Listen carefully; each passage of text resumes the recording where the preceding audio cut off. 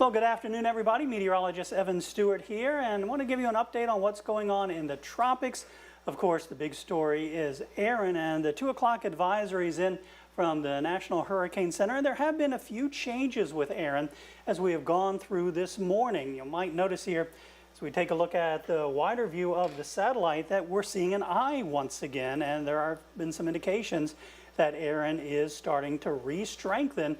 And the latest Hurricane Hunter aircraft, as of the 11 o'clock advisory, did find stronger winds inside Erin, and Erin is now forecast to once again become a major hurricane. That's a hurricane of Category 3 strength. The other thing is Erin has gotten a lot larger.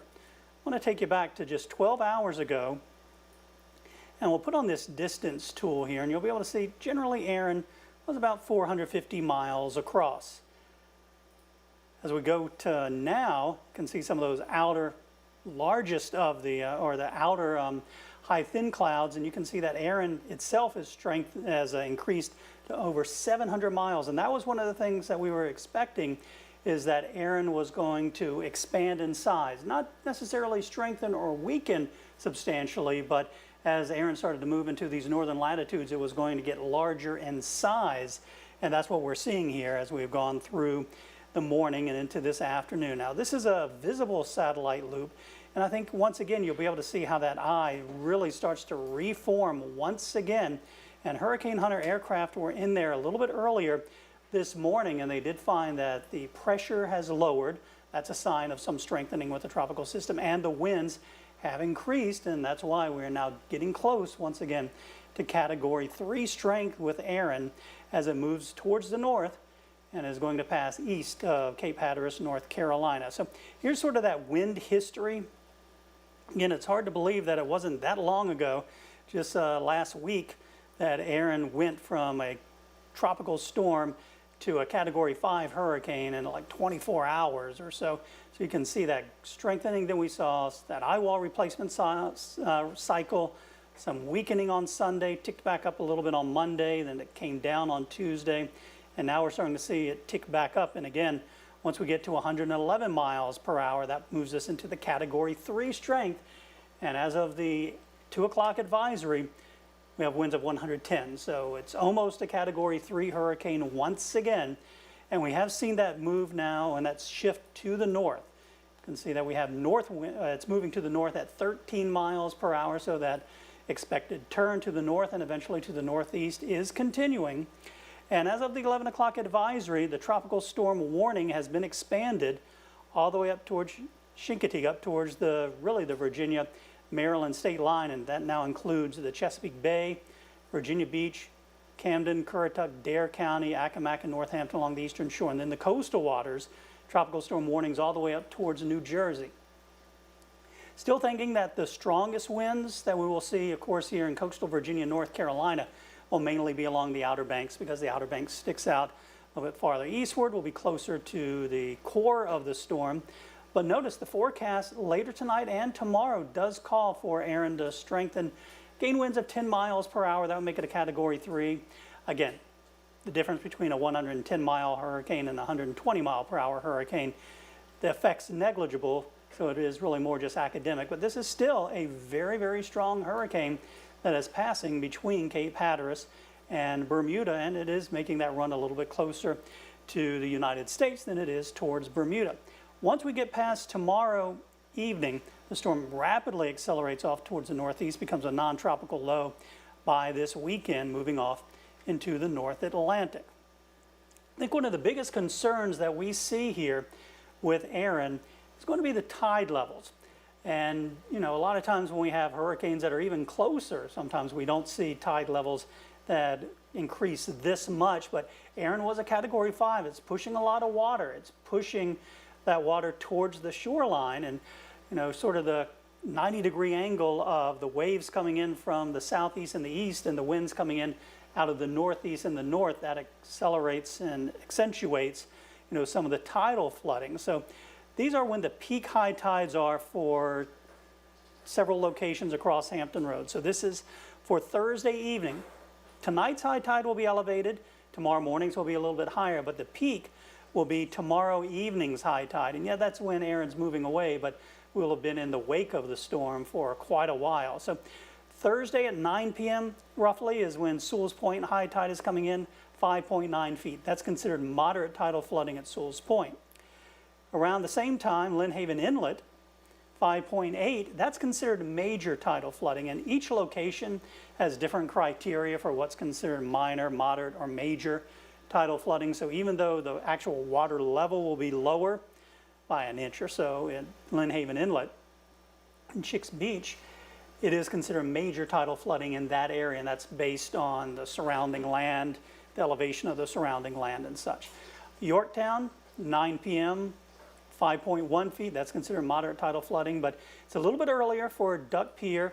Again, the tides sort of come in, you know, they work their way around the globe, essentially, and from the equator northward. And so the duck tide is a little bit earlier, 7 o'clock, and expected major tidal flooding. Now, even yesterday, we were already starting to see overwash along Highway 12, and, you know, that will continue. We saw some overwash this morning. And I didn't have it in my slideshow, but I am going to pull up a couple of those cameras, and let's take a look at what's going on down along the Outer Banks of North Carolina and check out what's happening along Highway 12. So this is Highway 12 at Oregon Inlet South. So this is just on the other side of the ferry terminal. And again, no cars because we do have the mandatory evacuations for Hatteras and Ocracoke Island. Excuse me, that was Oregon Inlet. That's right there, right before you go over the bridge, and not the ferry terminal towards Ocracoke. Again, that's Oregon Inlet. And then as we take a look at the Etheridge Bridge, not a lot of traffic there. The Highway 12 canal zone, though, you can see that we have had overwash, we have had sand blowing onto the roadways. It's still passable, but you can see, you know, we have this truck that's going through there now. But again, you can see that the sand, you know, is on Highway 12, and then well, we saw some overwash yesterday on Highway 12 near Buxton. We're not seeing that overwash now, but again, we are approaching low tide. High tide again, you know, around 7 a.m., 7 p.m. So low tide comes around 1 a.m. and 1 p.m. And let's check out between Hatteras and Frisco. You can see where there has been some overwash and some sand there as well. So this is again a little bit farther south, again approaching Ocracoke Island. So there has been overwash. And you can see there on the right-hand side that those waves are making it to the dunes, to those berms that have been built to protect Highway 12. That's a look at the tides. What about the wind situation? So this is the official Hurricane Center wind forecast. The yellows indicating those tropical storm force winds of 39 miles per hour. And notice that they do clip the Outer Banks of North Carolina. We could see gusts to tropical storm strength through parts of Virginia Beach, possibly if the storm gets a little bit, that wind field expands a little bit, but right now looks like the best chances for sustained tropical storm force winds will be mainly along the Outer Banks from Oregon Inlet all the way down through the south end of Ocracoke Island, and then again, as we go through the day tomorrow, rapidly moving off towards the north and east. So give you that time in there. So that's around 5 a.m. when some of the strongest of the winds will likely be occurring along the Outer Banks and points northward. We do have a couple other wind products that I can show you here. Take a look at a wind forecast, and this is coming from one of our in-house models. This is the graph model. And you can see it brings those tropical storm winds, again, mainly along the Outer Banks there. Those are the colors that are in blue. And then it keeps the category 1, 2, and 3, the stronger hurricane winds, well offshore. So that's what we're looking at as far as the winds go with Erin. And I wanted to take a look at some of the latest buoy reports that have been sent in as well. And you can see here, north of the center, 58 mile per hour winds at buoy 41002 and 26-foot waves. Earlier they were 30-foot waves that we were seeing from that buoy. And then even as you get closer to the coastline, 15-foot waves just off the coast of the Outer Banks. And once you get out a little bit farther towards Chesapeake Light, you know, you're looking at 19-foot waves there. So those waves are working their way towards the shoreline, and that's why we're looking at the possibility of those waves creating that high threat of rip currents. We've had red flags up and down the eastern seaboard throughout the week so far, and that'll continue through the rest of the week, and hopefully things will start to improve as we head into the weekend. So one final look at that forecast track here for Hurricane Erin. Category 2 storm, currently 335 miles south-southeast of Cape Hatteras. We've already started to see that turn to the north. Expecting a turn to the northeast later tonight into tomorrow. Possibly Erin strengthening to a Category 3 hurricane. Once again, a major hurricane. It's only going to take 1 more mile per hour. And depending on what the latest Hurricane Hunter aircraft show, you know, we might see that re-strengthening with the 5 o'clock advisory. Let's see if the latest Hurricane Hunter, they're about to fly into there. Let's see, go a little bit farther to the south. So it looks like this might be more of the survey mission around the storm, maybe not the one actually doing the cross sections, because sometimes the Hurricane Hunter will fly around, sort of get a sample of the atmosphere around the hurricane to sort of feed into the computer model, see where the dry air is, see where the lowest humidity is located. So several different missions. This one just started.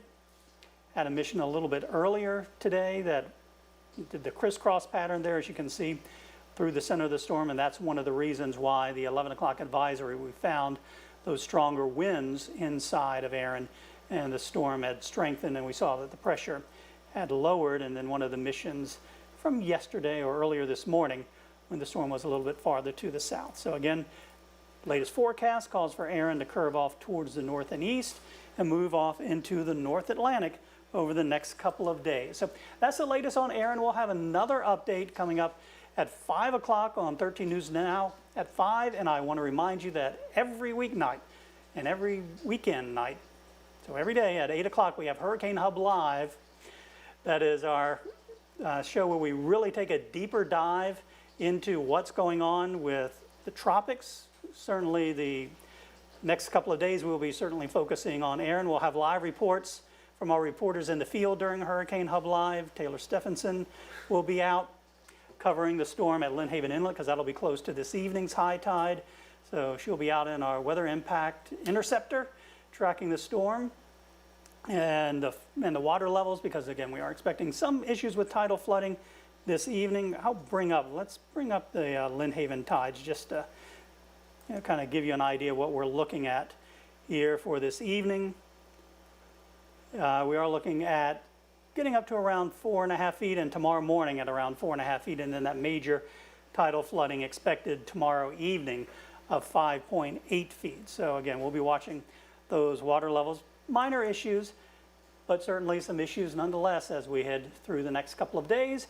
And then it looks like things are shaping up to be a pretty nice weekend. So again, that's the latest here from the 13 News Now Weather Impact Center. We'll have updates throughout the evening and of course throughout the day tomorrow. So be sure to check us out on 13 News Now Plus.